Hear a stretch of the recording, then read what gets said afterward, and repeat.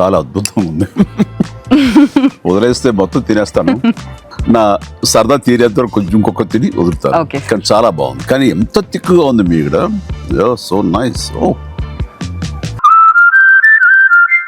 కేసీఆర్ అసెంబ్లీకి వస్తే చర్చిద్దామని అంటూ ఉన్నారు. నేను క్లబ్బులకు పబ్బులకు రాను అని ముఖ్యమంత్రి అంటూ ఉంటే ప్రెస్ క్లబ్కి వచ్చి చర్చించు అన్నట్టు కేటీఆర్ అన్నారు.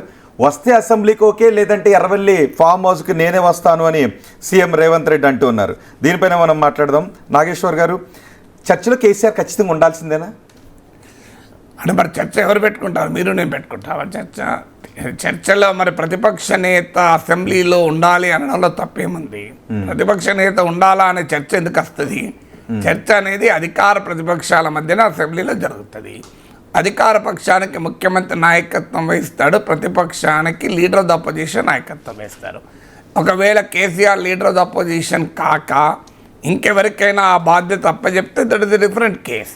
అందువల్ల సాధారణంగా అపోజిషన్ వైపు నుంచి కన్వెన్షనల్గా అంటే వేరే సభ్యుడు రైజ్ చేయకూడదు చర్చ అని ఎక్కడా లేదు. ఖచ్చితంగా లీడర్ ఆఫ్ ద అపోజిషన్ మ్యాండేటరీగా మాట్లాడాలని కూడా అసెంబ్లీ రూల్స్లో ఏమి ఉండదు.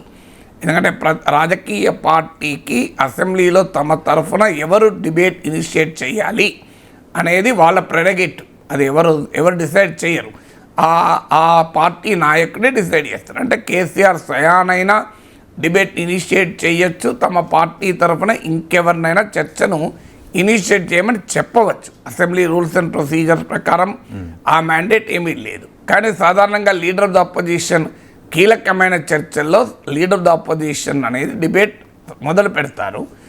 ముఖ్యమంత్రి డిబేట్కు ఆన్సర్ చెప్పడం ద్వారా క్లోజ్ అవుతుంది. సో నీళ్ల విషయంలో కేసీఆర్ వల్లే అంతా జరిగిందని అంటున్నారు కాబట్టి బహుశా ఖచ్చితంగా కేసీఆర్ ఉండాలి అనే రేవంత్ రెడ్డి కోరుతున్నారు. నీళ్ల విషయంలోనే కాదు, ఏ విషయంలోనైనా కేసీఆర్ వల్లే జరిగింది అంటారు తప్ప మీకు మధుసూదనాచారి వల్ల జరిగింది, గంగుల కమలాకర్ వల్ల జరిగింది అని అంటారు ఎవరన్నా?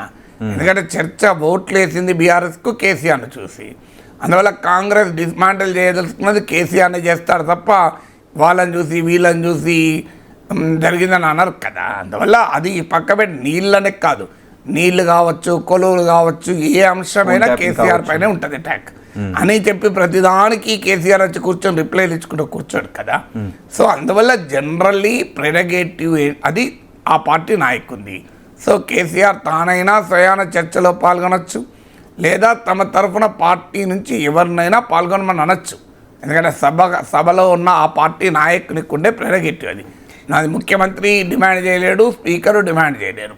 కానీ జనరల్గా వెరీ ఇంపార్టెంట్ డిస్కషన్స్లో what we expect is leader of the house. అలాగే ఇప్పుడు ముఖ్యమంత్రి ఆన్సర్ చేయాలని రూల్ ఏం లేదు.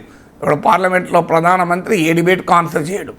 ఎప్పుడన్నా చేసినా ఆయన క్వశ్చన్లు తీసుకోడు, ఆయన స్పీచ్ ఇచ్చి వెళ్ళిపోతాడు. సో ఆ ప్రతిపక్షాలు ఇప్పటికీ విమర్శిస్తున్నాయి. ఇక్కడ కూడా అంతే, అధికార పక్షం తరఫున ఇరిగేషన్ మినిస్టర్ రిప్లైతో క్లోజ్ చేయొచ్చు నీళ్ళైతే, ఇంకో దాని మీద ఇంకోరు చేయొచ్చు. ఈవెన్ ముఖ్యమంత్రి వద్దున్న సబ్జెక్ట్లో కూడా ముఖ్యమంత్రి తరఫున ఇంకోరు కూడా చేయొచ్చు. అదేమీ లేదు. మంత్రివర్గానికి కలెక్టివ్ రెస్పాన్సిబిలిటీ ఉంటుంది, సమిష్టి బాధ్యత ఉంటుంది. కనుక ముఖ్యమంత్రి ఆన్సర్ చేయాలని రూల్ ఏం లేదు. కానీ ఇక్కడ అలా కనబట్టలేదు కదా. కేసీఆరే రావాలి అని రేవంత్ రెడ్డి అంటూ ఉన్నారు, మీ స్థాయికి నేను సరిపోతానని కేటీఆర్ అంటూ ఉన్నారు. That is a political point. ఏముంది అందులో? ఇప్పుడు కేసీఆర్ రావాలని ఎందుకంటారు అంటే కాంగ్రెస్ పార్టీకి కేసీఆర్ని డిస్మాంటిల్ చేయడం కాంగ్రెస్ పార్టీ లక్ష్యం కదా. ఎందుకంటే బ్రాండ్ కేసీఆర్ చుట్టూ బీఆర్ఎస్ పునాది ఉంది. బీఆర్ఎస్ ఓటేసిన వాళ్ళు కేసీఆర్ చుట్టూ ఓటేశారు. అందుకే మనకు పార్లమెంట్లో మోడీ రావాలని అనరా? అమిత్ షా సరిపోతుందా? మణిపూర్ మీద మోడీ రావాలని అడగలేదా? సో అందువల్ల ఎట్లయినా ఆటోమేటిక్గా మీకు మెయిన్ లీడర్ రావాలని అంటారు. సో రావాల్సిన అవసరం ఉందా లేదా అని వీళ్ళు అంటారు. అది రాజకీయపరమైన వాద ప్రతివాదాలే. కానీ నిజంగా చర్చ జరిగితే ఏం జరుగుద్ది? జ్యోతిష్యాలు చెప్పలేను కదా. ఏం జరుగుతుందో నాకెలా తెలుస్తుంది? ఎవరేం మాట్లాడతారని నేను ఊహించి చెప్పమంటారా? ఏం జరుగుతుందో నాకెలా తెలుస్తుంది? అంటే ఏం జరుగుతుంది? కేసీఆర్ ఉండి చర్చ జరిగితే ఏం జరగవచ్చు? అలా స్పెక్యులేట్ చేయడం వల్ల ప్రయోజనం ఏముంటుంది? ఉండి జరిగినా ఏం జరిగినా నేనెట్లు ఊహించాలి? మీరు విచిత్రంగా అడిగితే నేనేం చెప్పాలి? నాకెలా తెలుస్తుంది వాళ్ళు ఏం మాట్లాడబోతున్నారు? ఏం జరిగినా అల్టిమేట్గా మన అసెంబ్లీ చర్చలు సరళి చూస్తున్నాం.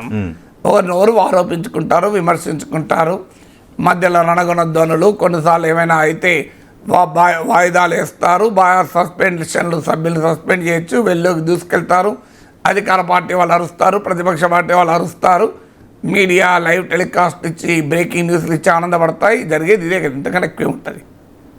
కేసీఆర్ ఇంతవరకు మాట్లాడట్లేదు, కేవలం అటువైపు నుంచి కేటీఆర్ మాట్లాడుతున్నారు.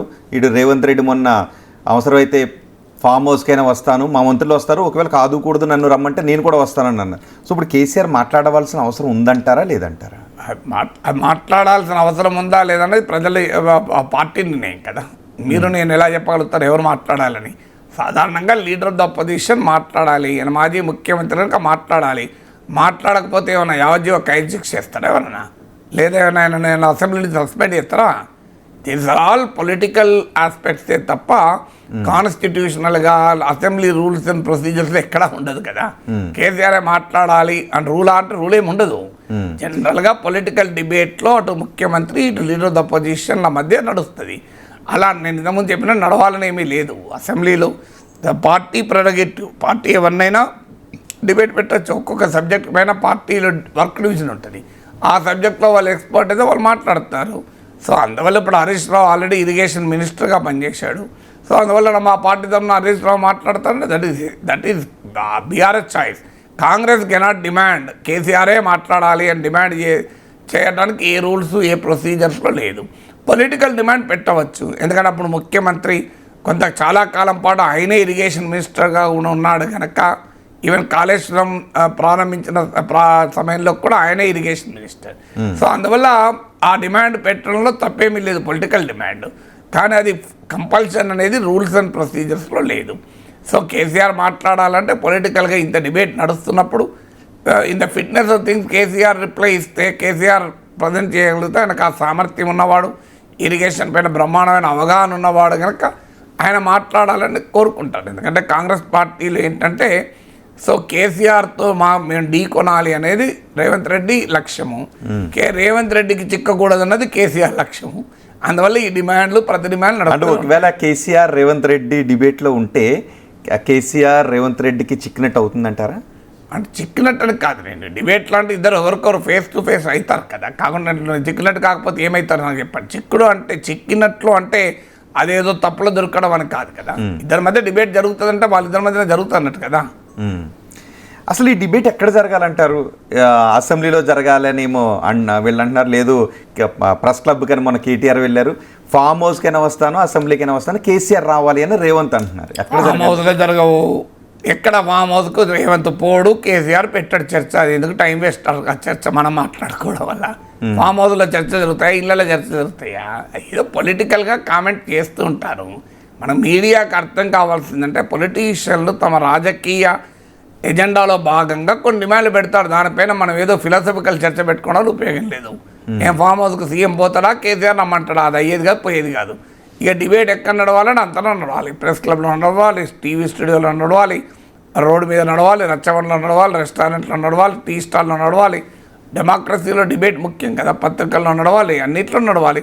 కానీ ఎన్ని నడిచినా అసెంబ్లీలో జరిగే చర్చకే వాల్యూ ఉంటుంది డెమోక్రసీలో. బయట ఏవి జరిగినా దానికి ఆ ప్రాధాన్యత ఉండదు. మన దేశంలో మీడియా ముందు ఇద్దరు నాయకులు వచ్చి చర్చించుకునే సాంప్రదాయం లేదు. అదేదో అమెరికాలో ప్రెసిడెన్షియల్ డిబేట్ జరిగినట్లు మన దగ్గర ఎక్కడ జరుగుతుంది? ఎవరు వస్తారు? మీకు హిస్టరీలో చెప్పండి. రాజశేఖర రెడ్డి, చంద్రబాబు నాయుడు ఒక ప్రెస్ క్లబ్కి వెళ్ళి ఎక్కడ చర్చించండిరా? పోనీ కేసీఆర్ ముఖ్యమంత్రిగా ఉన్నప్పుడు కేసీఆర్ బట్టి విక్రమార్కలు వెళ్ళి చర్చించండిరా? నరేంద్ర మోడీ, రాహుల్ గాంధీ వెళ్ళి ఎక్కడ చర్చిస్తానరా? అదే అయ్యేదే కాదు, పోయేదే కాదు. ప్రెస్ క్లబ్కి కేటీఆర్ పోయి సీఎం కొరకు కుర్చీ ఖాళీ పెట్టినట్టే సీఎం రెడీగా ఉండొచ్చు అట్లా కూర్చుంటారా? పోనీ అప్పుడే బీఆర్ఎస్ అధికారంలో ఉన్నప్పుడు కేసీఆర్తో పాటు బట్టి విక్రమార్క పిలిచి మన ఇద్దరం టీవీలో కూర్చొని మాట్లాడదామని మాట్లాడినరా? పోనీ టీ న్యూస్లైనా?